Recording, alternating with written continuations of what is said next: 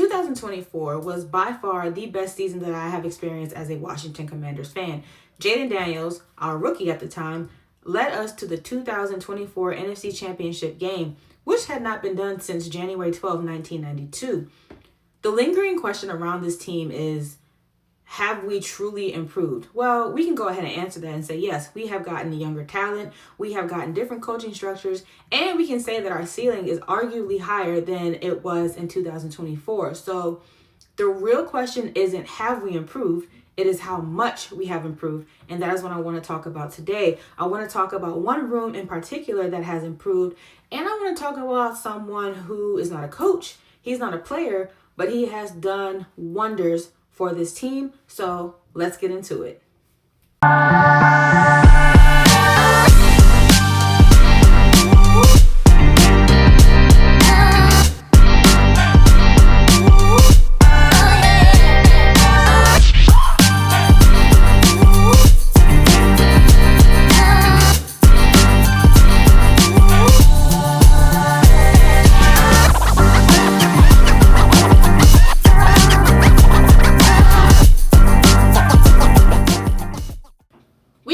Talk about the improvement of this team without talking about Adam Peters.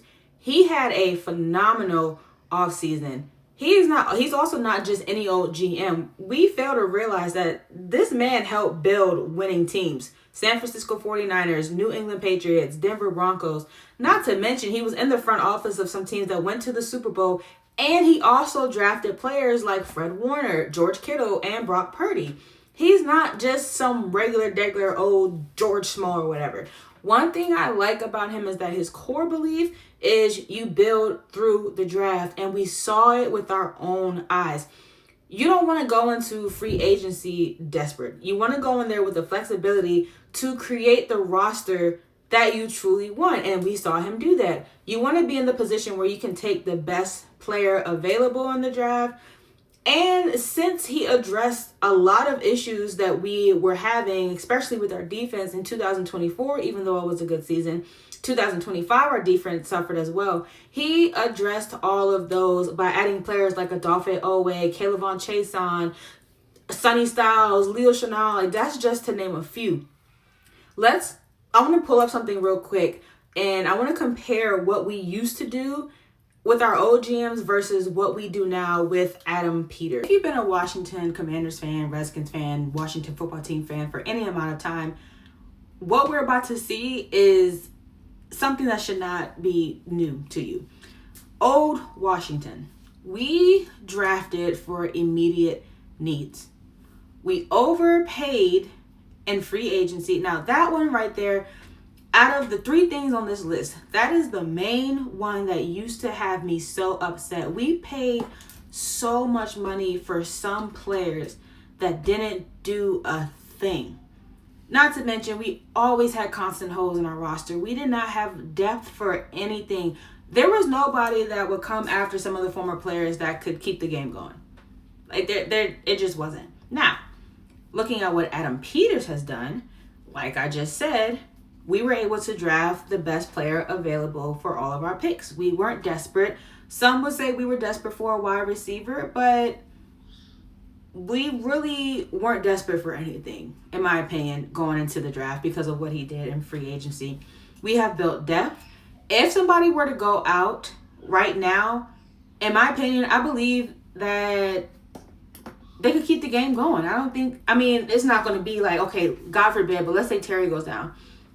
The depth players that we have, and whomever, whether it's Antonio Williams, Luke McCaffrey, Treylon Burks, they could manage the game. They could keep the game going, essentially. With the players that Adam Peters has brought in, he's kind of showing us that it's like, yeah, we have good players now, but what about our future, though? Like, these are players that have a lot of upside. These are players who are young, they're physical, they're hungry. They can be difference makers, and with the veterans that we have, teaching them and training them and bringing them up, Adam Peters, just did his big one. And we have avoided having to reach for players. We are doing a darn good job, guys. In 2023, we were a 4-13 team. 2024 rolls around and we go to the NFC Championship game. That was in year one of Adam Peters being here. He brought in Dan Quinn and he brought in Jaden Daniels. So it's not just our record that changed, it was the entire process. And for the first time in years, Washington has clear vision. We have players on our roster that can be in it for the long haul. And I didn't even mention this, but we have a penny pincher in our GM. We still have $43.9 million in cap space. We could still have our way in the rest of this offseason. So we cannot talk about Washington's improvement without talking about the phenomenal job that Adam Peters did in the offseason.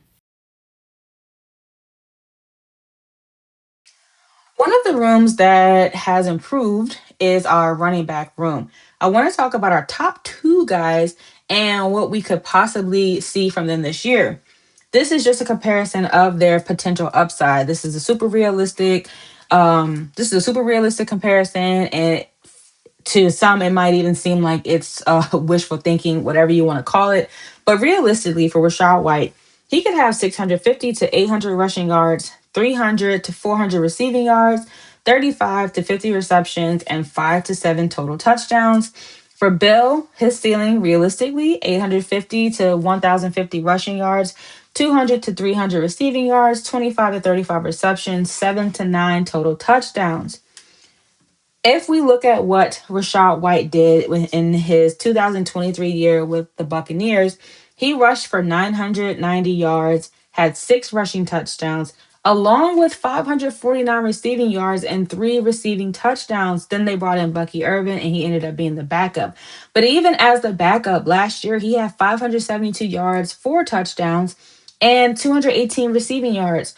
Over the last 2 seasons as a backup, he rushed for over 1,000 yards and had more than 500 receiving yards as a backup, which is why I think this chart is it's a little realistic, especially if we're speculating that David Blau is going to bring in Ben Johnson's concepts. We saw Ben Johnson, how he utilized Jahmyr Gibbs and David Montgomery.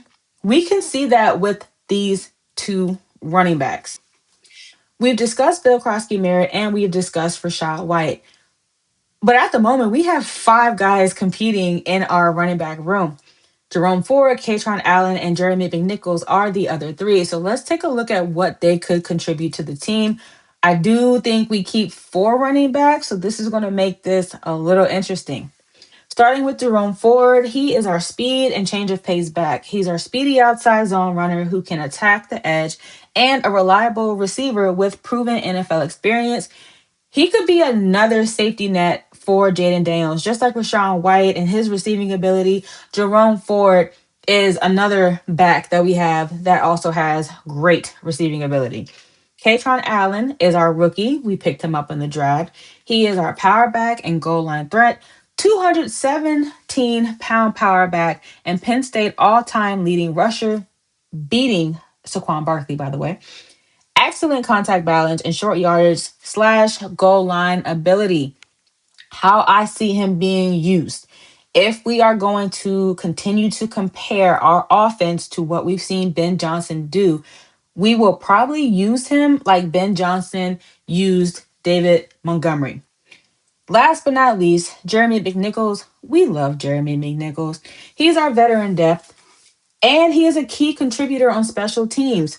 For this team, with this new coaching staff and structure, if you are a versatile player, you will be on this team.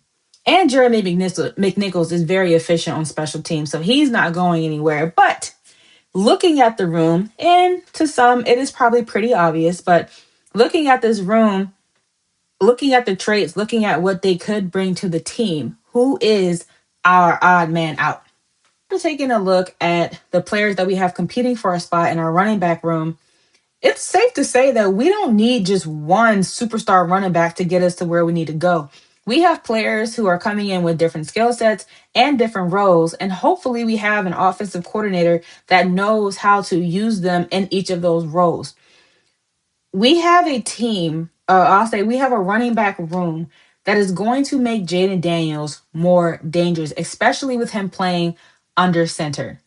We have a room that, if God forbid we have any injuries, we will be able to keep the game and momentum going. So, as I close, I will leave you with this question.